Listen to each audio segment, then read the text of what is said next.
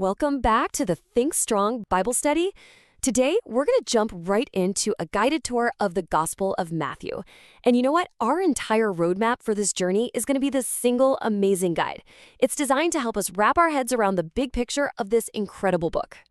So this is it. This is our guide for the whole study. What's so cool about this is how it boils down the absolute core of Matthew.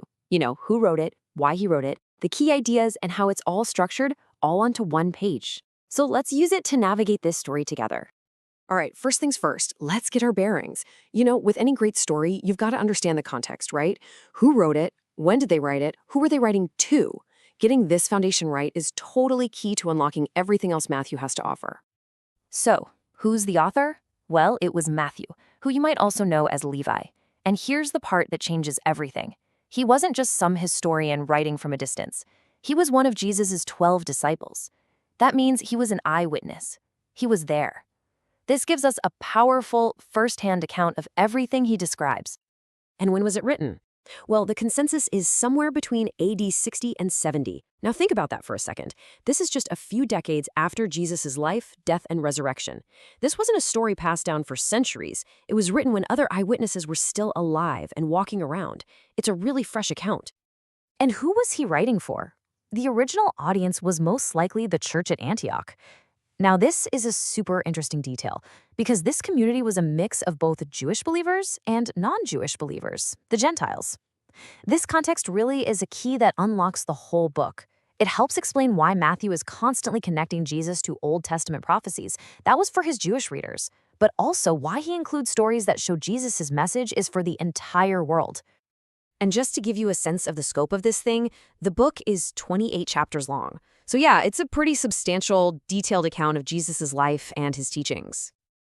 Okay, so we've covered the basics, but to really, truly get a book, we have to understand its purpose, the why behind all the words.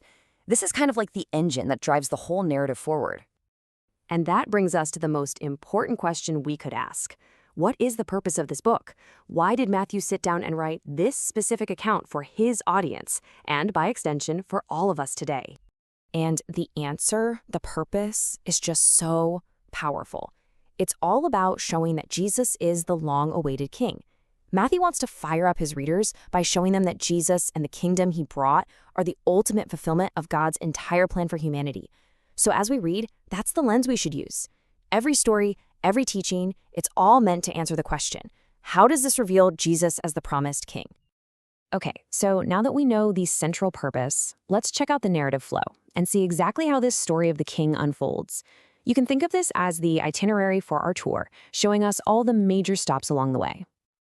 Look at how masterfully this story is built. It's not random at all. He starts by establishing Jesus' royal family tree. Then, bam, the kingdom officially arrives with Jesus' ministry and his core teachings. From there, we see the kingdom in action through miracles and parables that show us what it's all about. Then the tension starts to build as Jesus demonstrates his authority, which leads to the ultimate climax, the king's death and his triumphant resurrection, which establishes his rule forever. It's just a beautiful, powerful narrative structure. Now, within that epic story, if we want to find the absolute heart of Jesus' message, well, we have to look at the Beatitudes. This is like his manifesto, his big declaration of what it truly means to be a citizen of his kingdom. So Jesus kicks off his most famous sermon with a series of blessed are statements. He talks about the poor in spirit, those who mourn, the meek, the merciful. But what's so fascinating here is that these aren't commands. This isn't a to-do list. They are descriptions of who we are to be. They paint a picture of the heart, the character of someone who belongs to God's kingdom. And it's a vision of a blessed life that is completely upside down from what the world tells us is valuable. So, we've toured the basics, the purpose, the story, and the very heart of the Gospel of Matthew.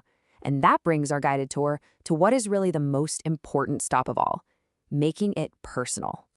From everything we've just looked at, the author being an eyewitness, the purpose of revealing Jesus as king, the flow of the story, or that picture of character in the Beatitudes, what part of this whole overview stands out the most to you?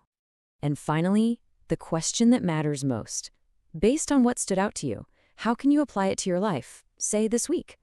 How does knowing that Jesus is the long-awaited king, how does that really change the way you see the world today?